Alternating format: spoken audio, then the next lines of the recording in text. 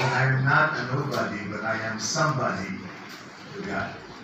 I'm confident, I matter to God, I know who I am. But some of you, alam niyo yan sa inyong isip, but somehow, ayaw dumikit sa araw-araw na pamumuhay niya. For some reason, pag may problema tayo, mas madali po tayong overcome ng ating mga sitwasyon, ng ating emosyon, ng ating mga problema. Ano, niniwala ko, kung gusto mo ma-feel na you really matter, kailangan alam mo that you matter to someone who really matter to you.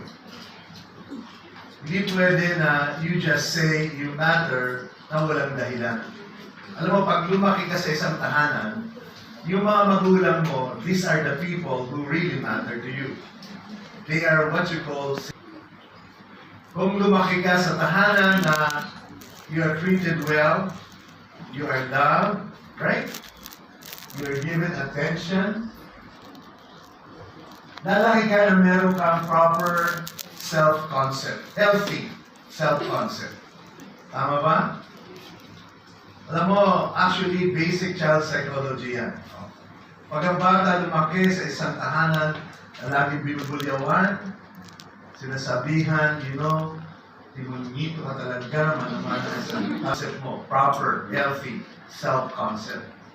Now, if you know that you matter to somebody who is really, really important to you, you will develop a healthy self-image. Ngayon, ang tanong ko, sino ang talagang mahalaga sa lahat ng mahalaga? Who is the most important one in the universe? It's no other than God Himself. Amen? Sino pa ang greatest somebody sa universe except God? Amen ba? So ngayong umaga, if you know without a doubt sa puso mo, na ikaw mahalaga sa Diyos na pinakamahalaga sa lahat ng mahalaga, I'm telling you, that will make you feel that you really matter. Kahit anong maging trato sa'yo, it does not really matter. What matters is what this God says, who is the most important, significant somebody in the universe. Amen? So I want you to get out of this church later on feeling joyful, feeling confident, feeling secure. Hindi ko sinasabing wala na yung problema ninyo. Pero in spite of your problem, you'll be able to experience joy na malalim sa buhay ninyo. Yeah? Security. Amen? You will no longer sing the song, Nobody, Nobody, but me.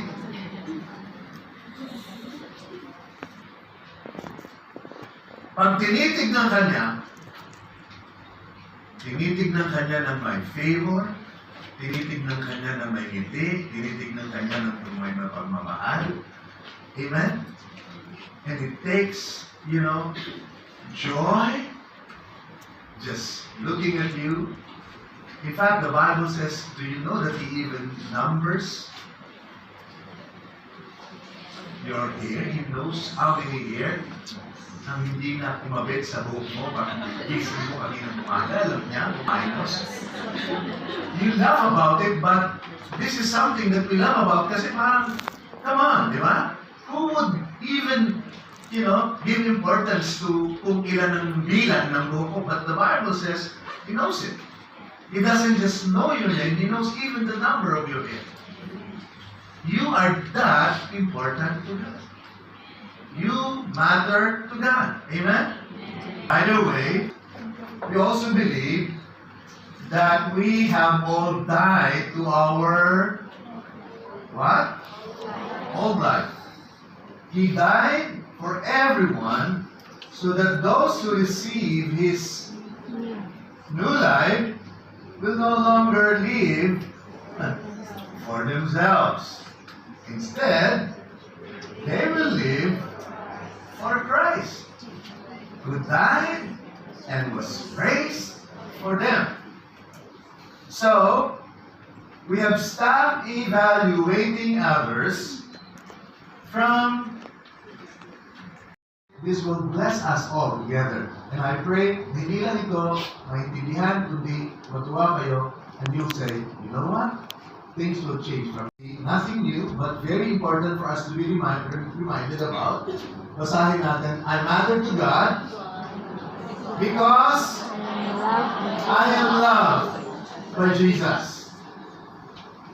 I am loved by Jesus.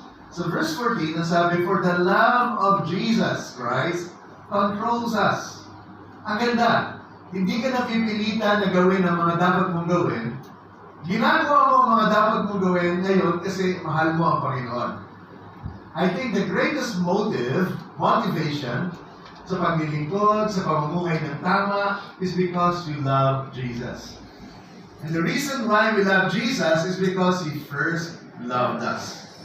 Hindi ko kaya mahalin si God sa paraan na dapat ko siyang mahalin, nakatanggap-tanggap sa Kanya, kung hindi niya ako unang minahal. Why? Kasi yung pagmamahal na binigay niya sa akin, yun din ang klase ng pagmamahal na pwede kong gamitin to love Him back. Right? Alam niyo, meron pong isang Christian na psychologist, nagsulat ng magandang libro, Reality Therapy.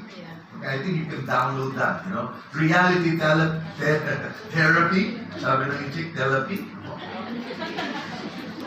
Si Dr. William Glazer, very famous Christian psychologist, sabi niya, napakahalaga na ang isang tao may minamahal at meron din sa kanya nagmamahal. Agree? Pero sa tingin niyo saan ang una? May minamahal o may nagmamahal bago ka magmamahal? Ay, parang alam na, sabi ka agad, may nagmamahal. Palagi ko tama yun. Kasi, kapag may nagmamahal sa'yo, mas madali ka rin magmamahal sa iba. Paano kung walang nagmamahal sa'yo?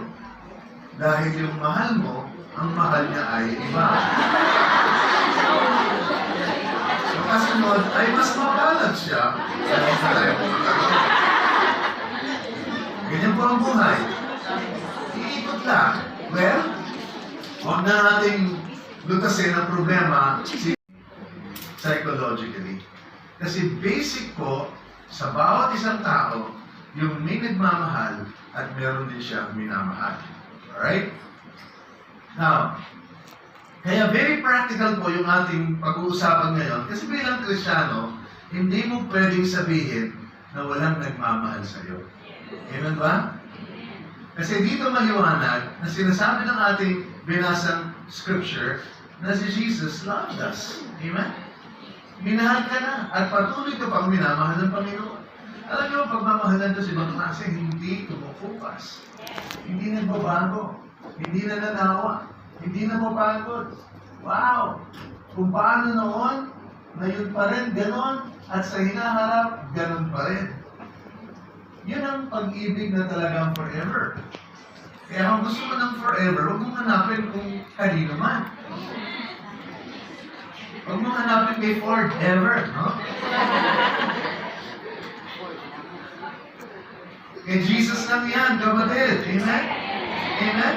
Mahal na mahal tayo ng Panginoon that He was willing to come down to earth to give His life on the cross for us. He suffered so much. Mahal tayo ng Panginoon. Of course, that's not the only reason, but that's one of the important reasons na dapat maintindihan natin. Because pag alam na mahal ka ng napakahalaga sa lahat, it will give you a good feeling. Are you still with me? That you are really important, that you really matter, that I...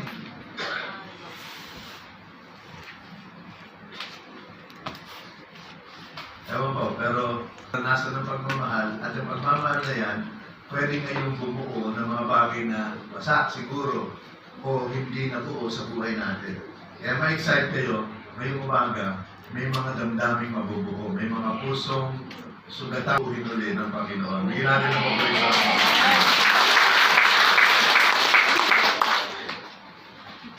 Alam niyo po, bilang tao, lahat tayo alam natin nagkakamali. We all make mistake, right? Sino lang din nagkakamali? Si Jesus. And that is one of the reasons why he is the greatest somebody. Siya ang pinakamahalaga sa at walang tatapat sa Kanya dahil siya lang ang alam natin hindi nagkakamali. Kahit na mahal ka niya, at maayos siya, mahalaga yan sa'yo, sabi niya, you know what, you really matter to me. I'm telling you, that person is not perfect. One of these days, madi-disappoint ka rin. One of these days, makita mo na hindi niya nagawa yung sinabi niyang gagawin niya. Dahil hindi siya perfect. But si Jesus po, alam natin na nag-iisang perfect. He is so perfect that He knows everything about you. He knows everything about what you're feeling. He knows everything what's going on sa iyong pag-iisip ngayon. And I'm telling you, He doesn't make any mistake. Amen? He is perfect. Amen? And His love for you is amazing. Amen? He knows everything sa'yo, sa lahat ng mga bagay. Pero ito maganda, mahal na mahal ka pa rin ng Panginoon. Madaling sabihin amen yan, pero let me give you an example. I-challenge ko kayo.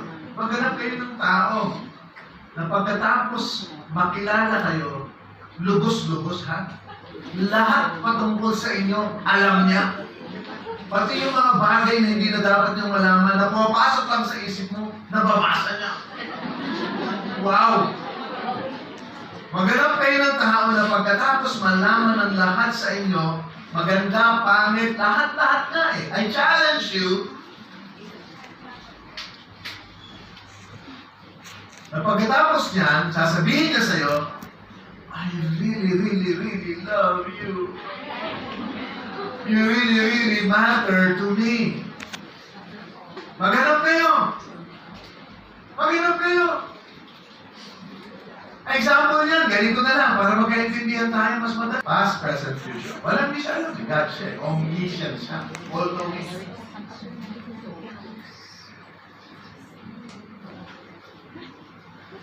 At ang pagmamahal niya pa rin, hindi nagbago. Grabe. Amen? From beginning to end. In fact, mas alam niya ikaw. He knows you better than you know yourself. And in spite of this knowledge na meron siya about you, still loves you and continues to love you. Saan ka pa? Alis ka sa ganyang love?